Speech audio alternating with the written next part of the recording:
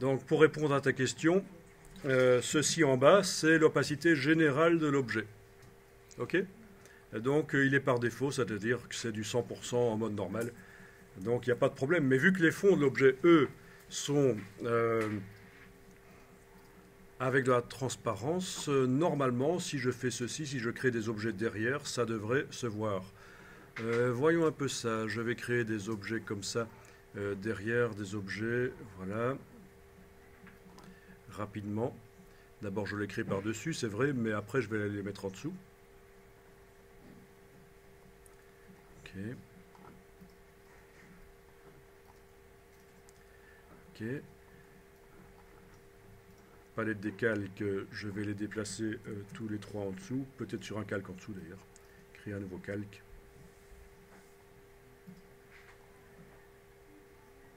Déplacer. Alors, le nouveau calque, tiens, non, je l'ai créé à l'intérieur, c'est un sous-calque, c'est pas bon ça. Donc, un nouveau calque en dessous, voilà, déplacer les objets en dessous. Voilà. Donc, ces objets n'ont pas d'opacité particulière, eux. Si je les clique un à un, ils sont tout à fait normaux, en fait, au niveau du fond. 100% normal. Donc, par rapport au papier blanc, les objets recouvrent le papier blanc. Et ce qu'on a ici, c'est la guitare qui se mélange aux objets. Les couleurs de la guitare qui se mélangent aux objets. D'accord? Donc vous pouvez tester ça si vous voulez. Vous créez des objets en dessous. Et vous allez pouvoir faire une petite composition rapide. Ça peut être sympa. Voilà. Avec des objets comme ça. Voilà.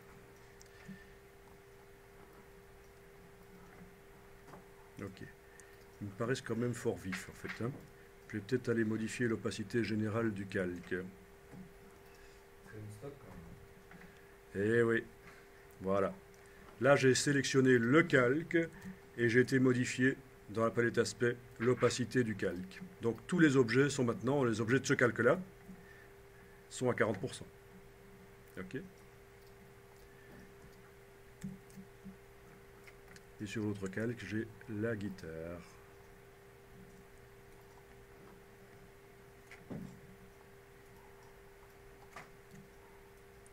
Voilà, bon, au niveau visuel, c'est peut-être pas génial ici, mais vous allez après vous concentrer pendant quelques dizaines de minutes quand vous serez chez vous pour faire des choses plus sympas, en fait. Hein.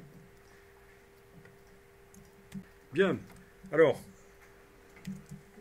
donc je répète, le calque qui contient mes rectangles, parce que je les ai mis sur un calque pour séparer les différentes parties de l'illustration, j'aurais très bien pu les mettre dans le même calque qui s'appelle Bonne Méthode, mais j'ai préféré les mettre sur un calque.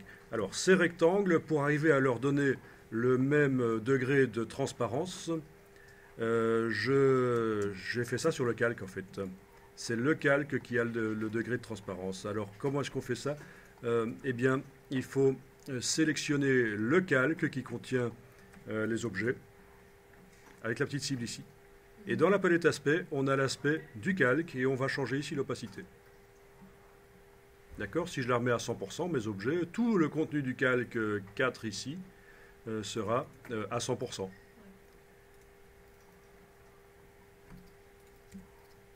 Je vais appeler ça rectangle de fond. On n'est pas obligé de renommer ces calques, hein, mais comme ça vous repérez bien. Donc ici, j'ai été mettre 40% et voilà. Donc entre eux, les objets ne font pas de la transparence, mais tout le calque devient transparent. C'est particulier. D'accord?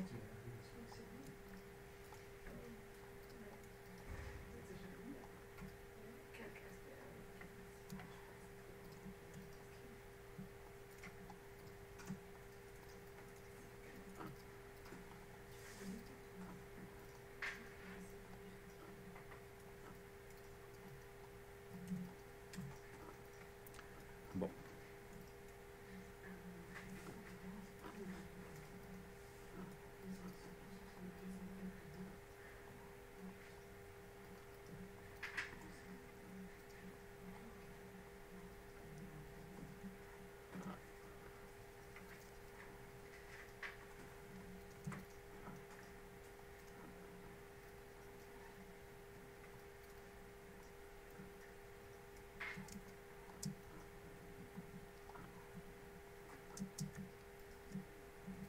Bien, alors ceux qui veulent aller un peu plus loin, vous pouvez, en sélectionnant la guitare, là j'ai fait une erreur, j'ai sélectionné le calque et forcément ça me montre, j'ai sélectionné le calque de la guitare en cliquant sur la cible et forcément la palette aspect me montre ce qui concerne le calque de la guitare, mais non, en fait c'est la guitare que je voulais sélectionner. Donc j'ouvre le calque de la guitare et je vais sélectionner spécifiquement l'objet guitare ici.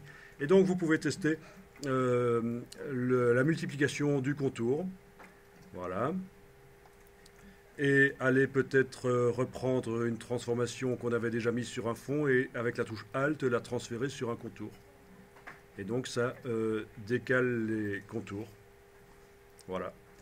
Et si on leur met des épaisseurs différentes, ça peut donner des choses sympas. On peut aussi leur donner des couleurs différentes, bien entendu. Voilà. Donc vous mettez au point un aspect. Alors je vais vous montrer juste après que vous avez la possibilité d'aller chercher des effets spéciaux sur le web, des aspects sur le web, enfin des styles graphiques. C'est la même chose en fait dans Illustrator. Style graphique et aspect, c'est la même chose. Les styles graphiques sont des aspects mémorisés en fait. Hein. Voilà. Parce qu'il ne faut pas toujours réinventer la roue en fait. Vous pouvez démarrer d'un style graphique existant et même le modifier. Ok. Donc là, j'ai dupliqué le contour qui était noir. Je l'ai dupliqué 2 fois. J'ai changé la couleur. Il y en a un qui est devenu rouge, un qui est devenu bleu. Il y en a un qui est resté noir. J'ai été déplacer des effets de transformation que j'avais mis sur les fonds avec la touche Alt. Je les ai déplacés sur les contours. C'est plus rapide que d'ajouter un effet de transformation et d'aller modifier les curseurs. Puisque j'en ai déjà plein dans la palette aspect, des effets de transformation. Et évidemment, c'est tout à fait aléatoire. Hein, je ne savais pas ce que ça allait donner. C'est ça le principe. Souvent, en création, on manipule. Les logiciels actuels permettent de générer très rapidement du graphisme. Et alors, on fait un choix à un certain moment. On se dit, tiens, ça, c'est pas mal. Être créatif, c'est faire des choix. Et les logiciels permettent de faire rapidement des choix. Donc, c'est comme ça.